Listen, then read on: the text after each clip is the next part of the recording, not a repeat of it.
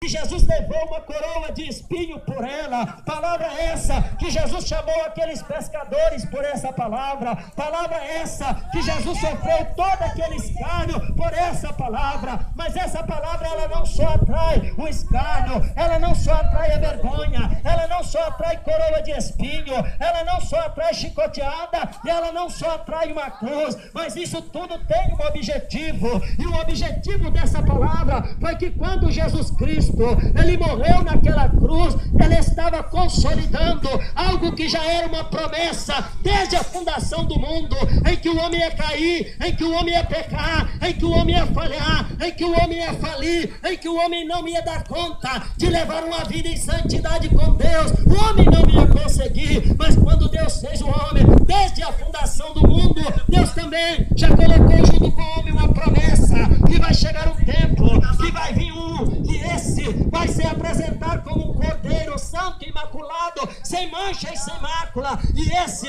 vai ser o sacrifício perfeito. E como sacrifício perfeito apresentado diante de Deus, ele vai ter o poder para que todo aquele que chegar a ele vai receber perdão dos pecados, e recebendo o perdão dos pecados terá o nome escrito no livro da vida, e tendo o nome escrito no livro da vida, então será chamado filho de Deus. Eu quero dizer para você, muitas pessoas pensam que todo mundo, todo homem é filho de Deus, mas a Bíblia diz que não. A Bíblia Sagrada, ela diz que filho de Deus é aquele que está em Cristo Jesus. Todos nós somos criatura, mas em Jesus Cristo é que nós somos chamados filho de Deus. Sabe por quê? Porque através de Jesus Cristo você é reconciliado novamente com o Pai. É por isso que o Evangelho, ele foi trago ao homem na face dessa terra. O Evangelho, ele foi enviado ao homem como a informação de uma necessidade, de uma salvação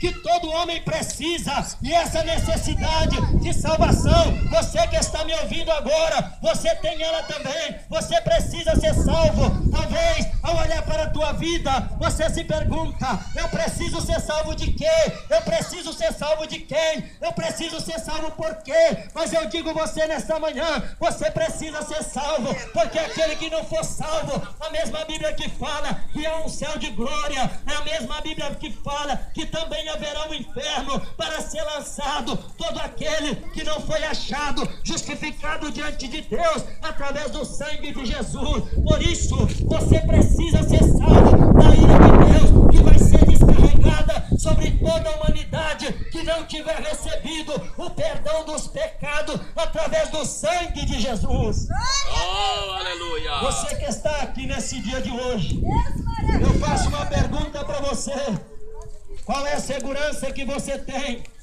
que se Jesus Cristo voltar hoje, ou se a morte te chamar hoje, qual é a segurança que você tem que do outro lado Deus está te esperando?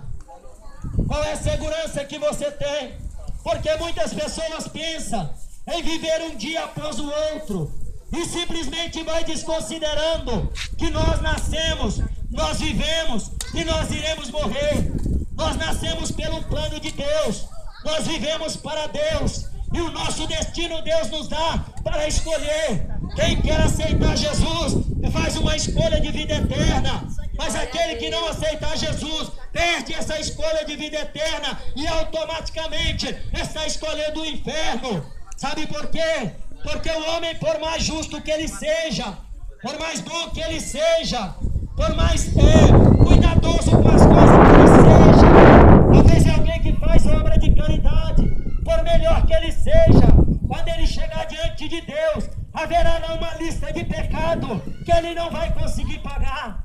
E quando aquilo for apresentado diante dele, diante de Deus, e ele não ter como pagar, é como se ele estivesse num tribunal e o juiz bateu o martelo e ditar uma sentença como culpado, porque ele é um devedor que não pode pagar. Mas a Bíblia fala que a palavra de Deus é enviada na terra como sendo uma oportunidade de cada um de nós recorrer a Jesus, porque quando nós chegarmos diante de Deus e for apresentado aquela lista de erro, aquele relatório de pecado, aquele relatório de falha, tudo aquilo que nós devemos, então não for nos perguntado: você pagou isso ou não paguei? Você tem como pagar ou não tem como pagar? Então o que pretende fazer? Aí então, para aquele que aceitou Jesus, ele vai dizer: mas eu recorri ao perdão de todos esses erros, eu recorri ao perdão de todas essas falhas através do sangue de Jesus. Então, através do sangue de Jesus, todos aqueles erros, todos aqueles pecados, todas aquelas falhas, a Bíblia diz que são perdoados, são lançados no mar do esquecimento.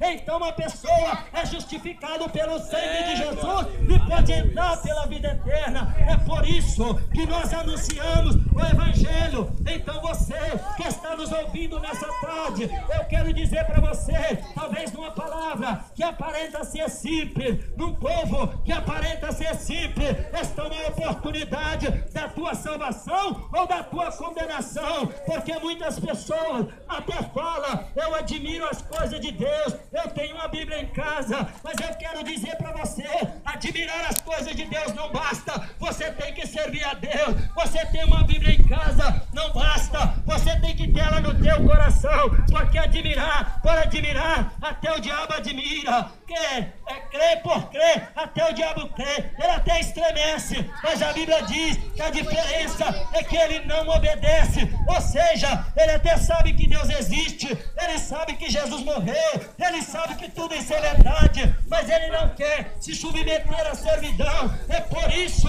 que tem uma grande diferença em você saber que Deus existe e você querer que Deus seja Deus e Senhor na tua vida. Nessa tarde, nós já estamos aqui para dizer para você: pare, pense. No dia de hoje, você tem uma oportunidade. No dia de hoje, você tem a oportunidade de ter o perdão dos seus pecados. Nós vamos estar agora adorando o Senhor com louvor. Deixa Deus trabalhar na tua vida. Deixa Deus trabalhar na tua alma.